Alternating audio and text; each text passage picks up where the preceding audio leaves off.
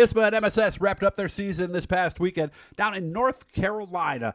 Caraway Speedway for the North South Shootout is where all the winged supers were this past week. I don't know if you got a chance to check out some of the video from Rollo Vision, but man, this looked like a really fun track. The guy who finished in second is with us right now. As a matter of fact, it was his third straight runner-up finish on the ISMA MSS series. He started seventh. The picture you're looking on this one was when he caught the leader, John McKennedy, at one point during the race. Wasn't able to get by and lead a lap, ended up finishing second. So Tyler Shullick, second in points, by the way, too, seems to be the magic number this year. He is in Sandusky, Ohio, doing some off-season work for the truck team that he works for. Tyler, how we doing today?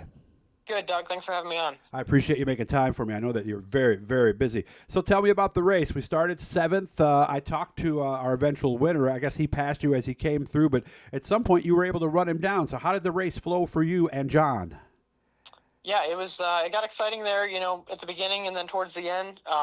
It was a really, really fun racetrack. Had a lot of character and a lot of fall off, which is always something that I look forward to in a racetrack. So, it was good. I think I could have beat John to the front.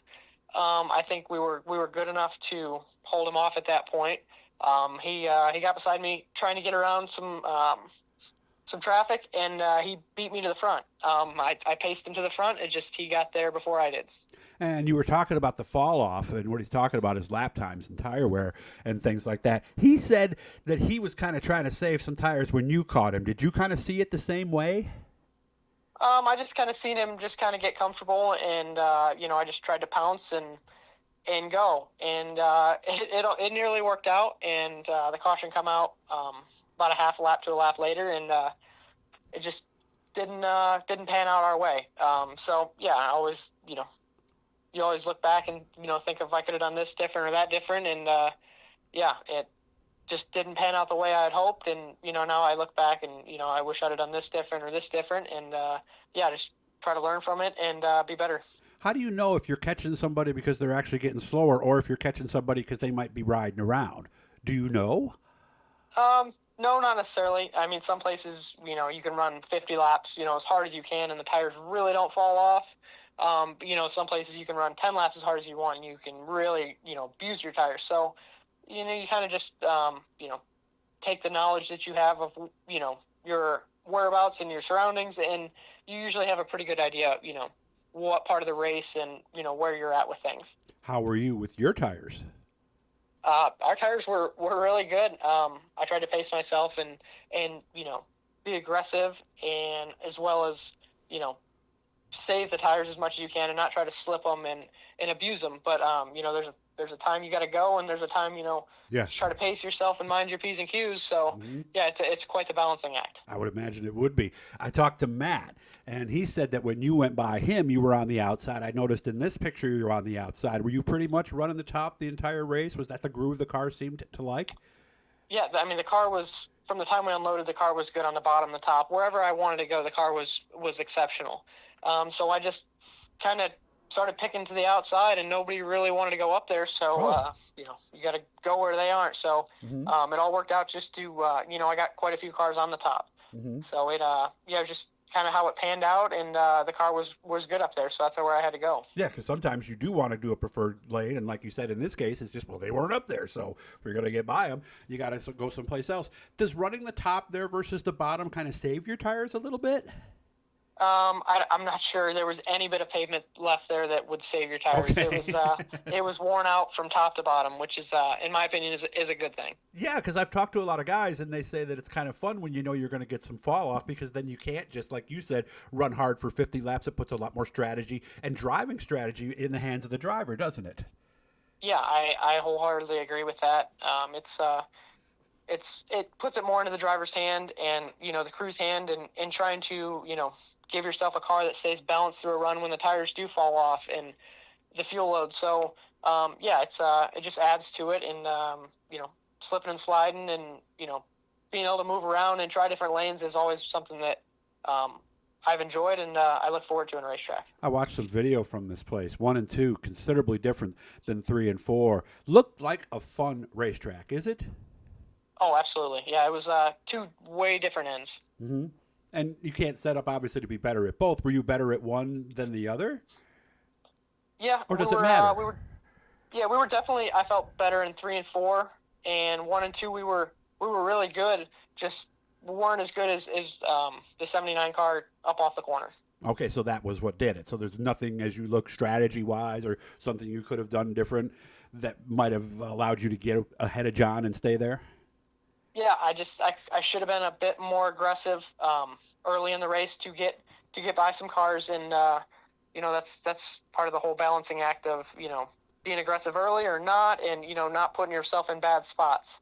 So 2020 hindsight, maybe I should have been aggressive and made a move that was I wouldn't say questionable, but was Right. pushing your luck, and not let myself get exposed to the 79 car that early.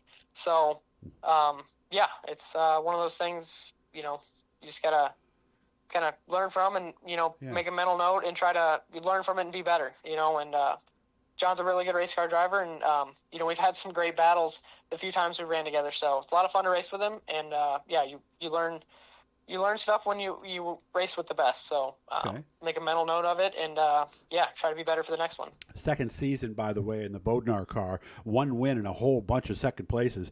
How do we evaluate what we might need to do this off season? Because I mean, the car's obviously fast, but do the second places kind of bother you a little bit, or is it something that maybe just like you said, doing things differently might turn those second places into wins? Yeah, it's just I don't like running second. They're great runs. It's hard to complain about running second when we've been so fast, and it just,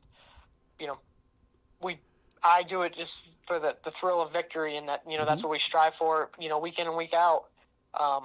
So it's hard to be, bummed or disappointed about a second.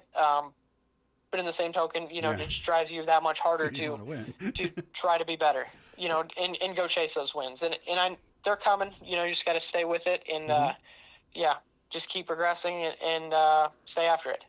Are we planning on coming back, doing a similar type of thing in 2026 than we did this year? Yeah, I believe it'll be something very close to that, and yeah, we'll look forward to starting the season on the right note, and go chase wins. The fire was August 18th. In case you missed it, it was a sprint car fire, and he was actually ended up in the hospital over this. How are we doing today? Excellent. I appreciate you asking. Yes, my hand is healed very well.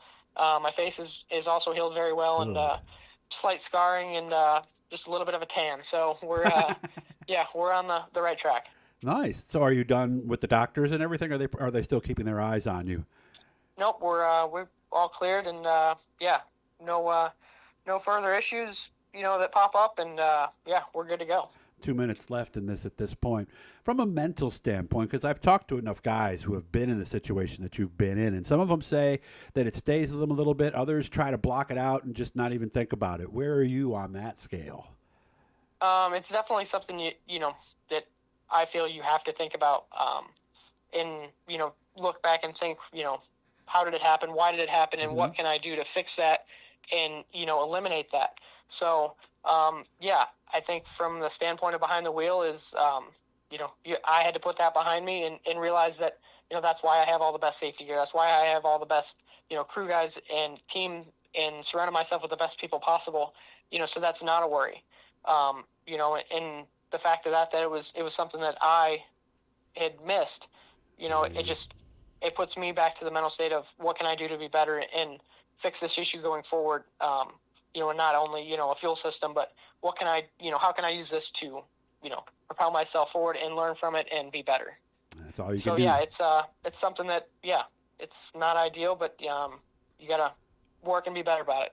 And that's the thing a friend of mine said years ago, race safe before you race fast. Perfect example of that right here. Tyler, I wish you all the best. Good luck with all the off-season stuff you got going on.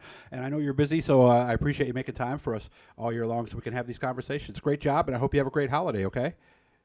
You as well, Doug. I appreciate your time. Thank you. Guys, make sure you subscribe to the channel if you're an ISMA MSS fan. Not everything we do for ISMA and MSS actually shows up here on ISMASupers.com, so you'll find some other stuff there. Season is over, but we'll be doing some other stuff here this offseason, so look for more.